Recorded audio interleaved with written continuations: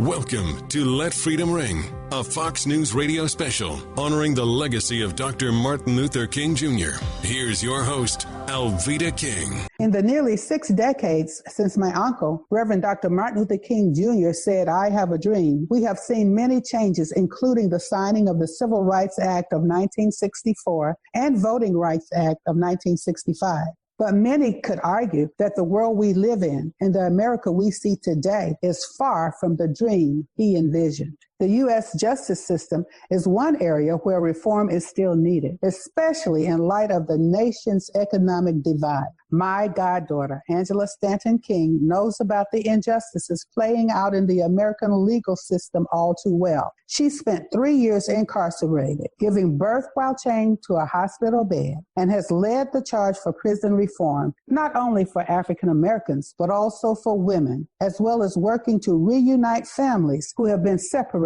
by incarceration. Angela joins me now to share her story of how she found hope during her time in prison, and following a pardon from President Trump, she's now working towards a better future with a run for Congress. Angela, God has certainly given you a voice here in the 21st century. Share with us your passion for criminal justice reform. No one can tell this story better than me and you. It was 15 years ago when I was released from a prison down in Georgia after serving 2.5 years and giving birth to my daughter handcuffed to a bed and having her snatched right out of my arms for a nonviolent crime, and then being sent home with a $25 check and a bus ticket and being told to start my life over. While I was incarcerated, I had lost my mother and my grandmother both to death. So I came home to absolutely nothing, and it was a very much so an uphill battle. Not only was I a convicted felon, but I was a single mother. So, no one wanted to give me a job. Not only that, there were certain government benefits that I couldn't get because I was a convicted felon. So we had nowhere to go but the shelter. Let's talk about the day when you found a way out. I ended up going from shelter to shelter around Atlanta until I maxed out of all of them. And then one day this lady said to me, she says, "Hey, I know of this Women and Children's Crisis Center that you can go to and you can get help for you and your children." And I remember getting a token from the lady at the shelter and getting my babies together and our 2 garbage bags of clothes. And we caught the bus all the way over to this center. And I walked in, and then there you were sitting behind the desk. And it was in this moment that I basically cried my eyes out. I needed help. I had no sense of direction. And you ended up taking me up under your wing after hearing that story and giving me an opportunity to work and be able to restore my community by creating nonprofit organizations, all while building myself up. And I think that it's been over this 15-year span that not only have I been able to learn, not only have I been able to grow, but I've been able to give back. I've been able to restore, and I've been able to redeem myself. And redeem yourself you did, Angela, not only in my eyes, but in God's eyes as well. Now, I want to discuss a little bit about your work to bring about prison reform. What moment led you to work toward a change? When my mother passed away, it was in that moment that I realized I had no control over my life. No matter how much I kicked and screamed, there was nothing that I could do to get out. And I just had to kind of do some self-analyzing. And one of the questions that I had for myself, and this was what inspired my first book, Life Beyond These Walls, one of the questions I had for myself was, how did I end up here? Because I just remember staring in that mirror surrounded by, give me a second, sometimes I get emotional, sometimes I don't, but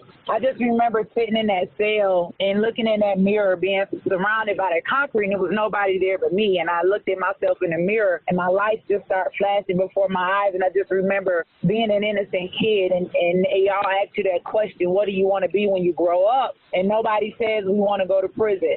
So I needed to know what happened and how did I get on the path to the prison. I needed to know how I ended up where I was at. And so I began asking myself a bunch of questions about, my childhood, and if I had a second chance, what would I do different? And, what event was it in my life that I feel put me on the path to prison? And I know it was the sexual abuse that I endured at a young age. And after I got the answers to my own questions, I got such a sense of self-realization, just understanding understanding who I was, and that even though I couldn't change the past, but I was in control of my future. And so those questions that I asked myself, I started looking at all the other women in prison with me, and each one of their faces told a story. I knew, just like me, none of them tripped over a rock and landed in prison. And so from there, I walked around prison every single day, interviewing women and asking them their stories. And I knew that I was going to use their stories one day to help other people that were in their same position. And I just put all of my energy in that, because it's kind of like the story you hear when you're complaining about not having the best pair of shoes, and then you meet someone that doesn't have any feet. It seemed like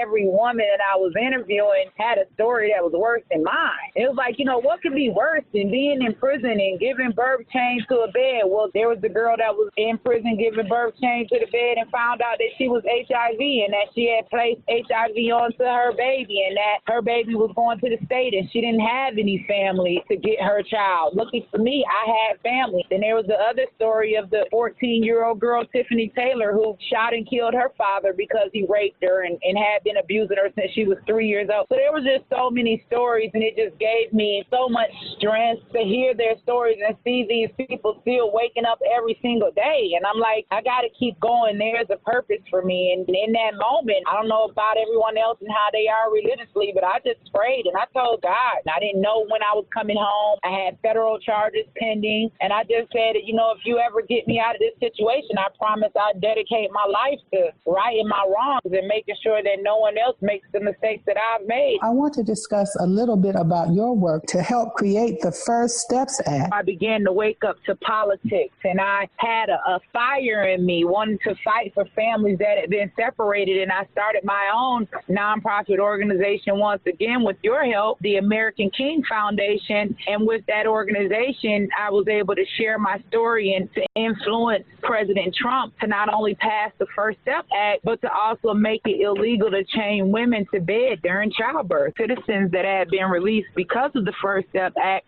were able to have access to gainful employment, so that we could make sure that we were reducing recidivism and not getting a bunch of people out with no sense of direction. Now you're working to reunite American families after incarceration. I remember a lot of people crying about family separation that was happening at the border. And I was saying to myself, wait a minute, I had been separated from my family, and I remember just giving birth to my daughter and having her taken away from me. And I remember calling you saying, Mom, wait a minute, everybody wants to fight for children at the border. Why don't we fight for the children in the border? Why don't we fight for all of the American families that have been separated by incarceration? The lie that the media was pushing, that this was Trump's fault and that they had kids in cages, just wasn't true. Everyone in America knows if you get arrested, you're going to go to jail, and your kids can't go to jail with you. And you also received a full pardon for your conviction, and now you're working on a run for Congress. How amazing. The day before my birthday, I got a call from you. The president had called you and said he had my paperwork and that he was giving me a full unconditional pardon. I'm still in disbelief and total awe, and I've decided that I'm going to use that to continue service in my community and doing everything that I can to make effective, impactful change. And so here I am now running for John Lewis's seat. That is all just so wonderful, Angela. God truly has bestowed so many amazing blessings onto you,